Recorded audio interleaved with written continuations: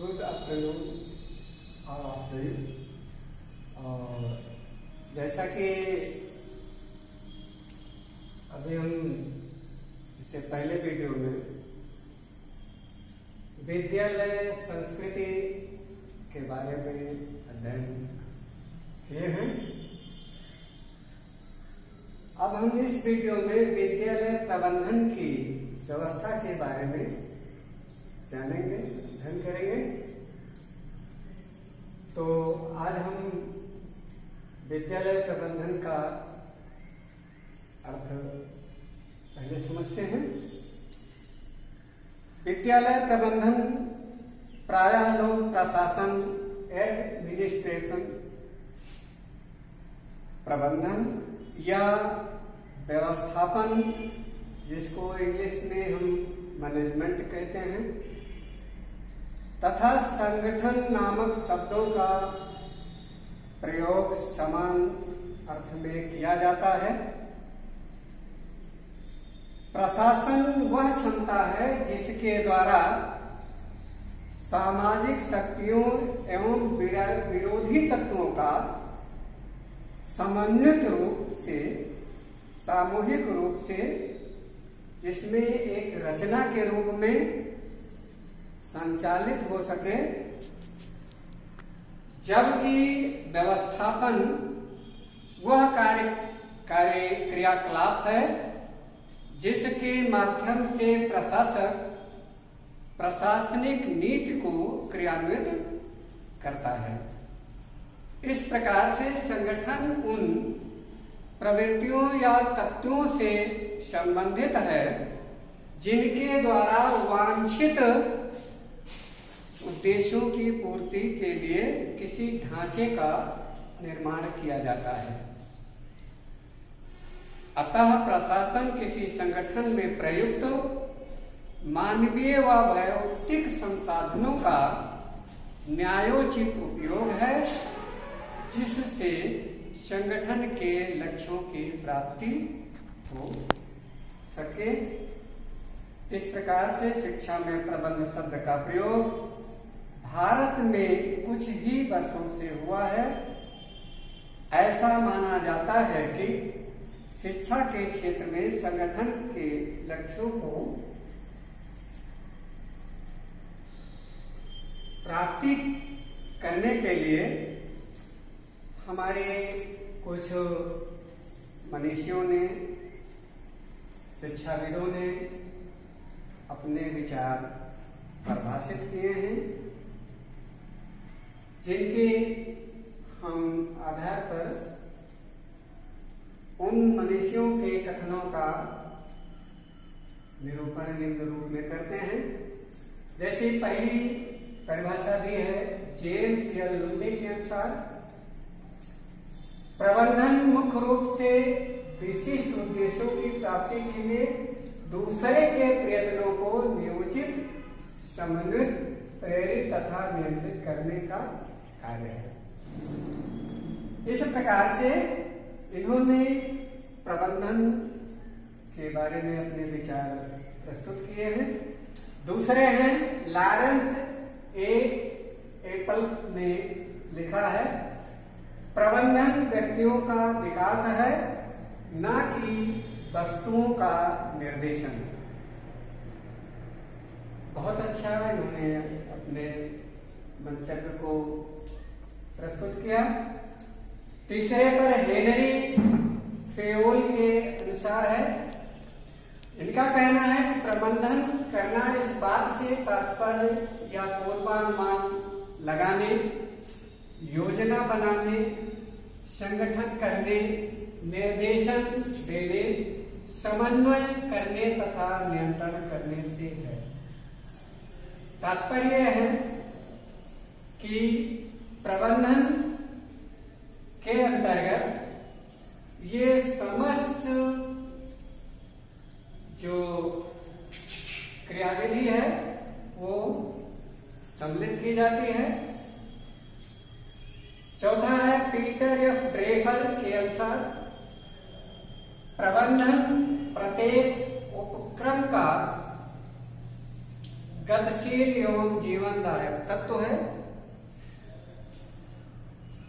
इस प्रकार से उपरोक्त परिभाषा के विश्लेषण के आधार पर यह कहा जा सकता है कि प्रबंधन एक ऐसी प्रक्रिया है जिसके अंतर्गत मानवीय शक्तियों का क्रमबद्ध है तथा जिनके द्वारा भौतिक एवं मानवीय शक्तियों संसाधनों का उचित नियोजन, संगठन, निर्देशन, समन्वयन तथा नियंत्रण इस ढंग से किया जाता है कि निश्चित उद्देश्यों की प्राप्ति सर्वोत्तम रूप से संभव हो सके। इस प्रकार से हम विद्यालय प्रबंधन के अर्थ और परिभाषाओं का अध्ययन किया और अब हम प्रबंधन के मुख्य तत्व कौन कौन से हैं इसके बारे में भी अध्ययन करना चाहेंगे। तो प्रबंधन के मुख्य तत्व प्रधानतः दो रूप हैं। पहला है उद्यम अथवा कार्य के स्रोत और दूसरा है प्रबंधकीय प्रक्रिया। तो पहले में उद्यम अथवा कार्य के स्रोत जो हैं इसके अंतर्गत इन्हें हम 4 भागों में विभक्त करते हैं। पहला है भूमि तथा भवन, दूसरा है भौतिकीय सामग्री संभरण, तीसरा है मशीनरी तथा उपकरण और चौथा है कर्मचारी तथा सेवाएं। अब हम इसको अगर व्यवस्थित रूप से देखें तो इसके 2 ही पार्ट माने जाते हैं। पहला है भौतिक और दूसरा है मानवीय या जैविक। तो भौतिक तत्वों के अंतर्गत भूमि तथा भवन भी आते हैं और उस भूमि जिस पर वो विद्यालय अवस्थित है, विद्यमान है या निर्माण किया गया है, तो उसके अंतर्गत सबसे पहले भूमि, दूसरा फिर है उस पर वो भवन की आकृति, प्रकृति, निर्माण, उसकी संरचना, रूपरेखा, फिर उसमें विद्यमान जो उपकरण हैं जैसे फर्नीचर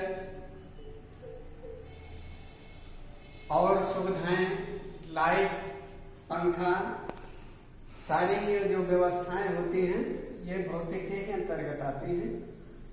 जैविक और उसमें एक चीज हुई मशीनरी तथा उपकरण भी भौतिक ही पदार्थ के अंतर्गत, तत्वों के अंतर्गत भी आएगा। जो चौथा है कर्मचारी तथा सेवाएं, ये जैविक संसाधन के अंतर्गत आएंगे, जिसमें से हम प्रबंधन समिति भी कह सकते हैं।